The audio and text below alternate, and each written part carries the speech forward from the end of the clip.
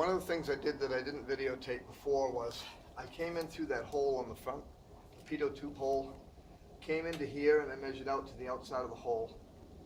I also measured from the ground up to the center of the hole. And I wrote it down. We've got 10.5 from here out. So the pitot tube beginning has to be a 10.5.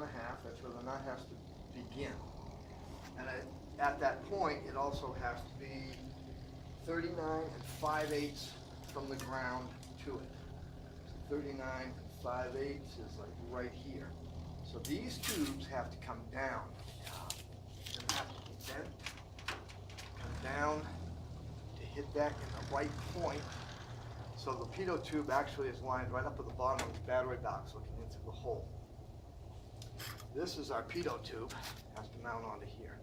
So this has to come down to here like this, and we got to get the criteria correct of where it comes through distance-wise from here, and also height-wise from the ground.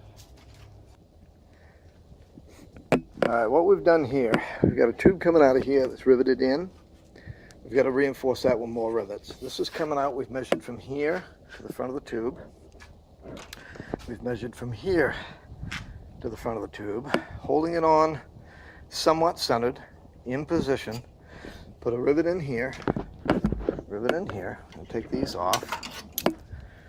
I'm going to come back out here, and we're going to eyeball that pitot tube this way. Looks like it's dead center, but the tube on this side looks high. So we're going to come over, we're going to bend this down. We want it aesthetically pleasing. It's still a little high. So let's try twisting it just a little bit like that. All right.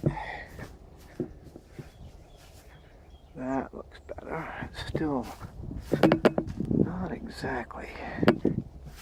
All right, that looks much better. All right. So now what we got to do is measure again from the ground to here. It must be 39.5. 39 5/8, and then from the box to the beginning of the threads here wants to be 10.5. Then we'll slide the comb back on and see how it fits. Then if we get it set so that this can actually pivot up and down a little bit, we get the cone to where we want it, then we're going to put 2 more rivets on each side here, and we're going to reinforce rivets down through here. All right, now we've clipped the cone back on. Got a little bit of a bulge right here where it's pulling pressure where the clip is. It's not fitting as nicely as I wanted it to. We can still work on that.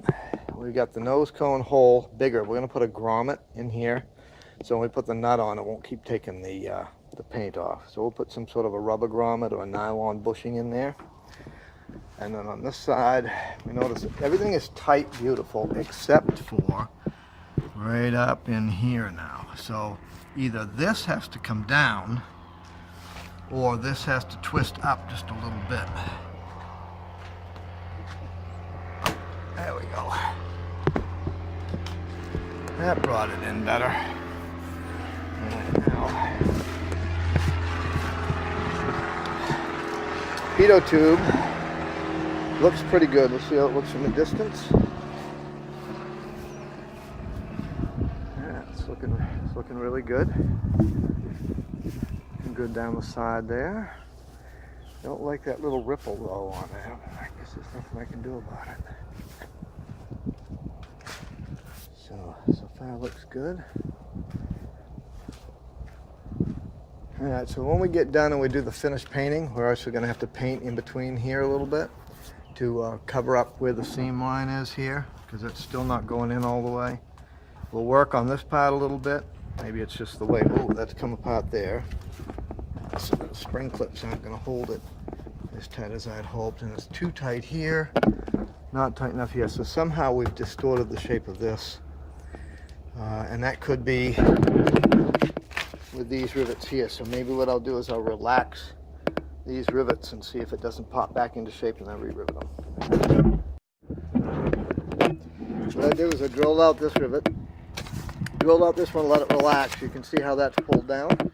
The ripple's gone. Makes it fit much better. So what I'm going to do is I re-drilled this hole. We'll drill it here. We'll just leave this loose and let the fabric tighten this up. There's no way unless we put another band of aluminum here and wrap it around, which we could do. Or I can just come up here and I can rivet this piece here as well.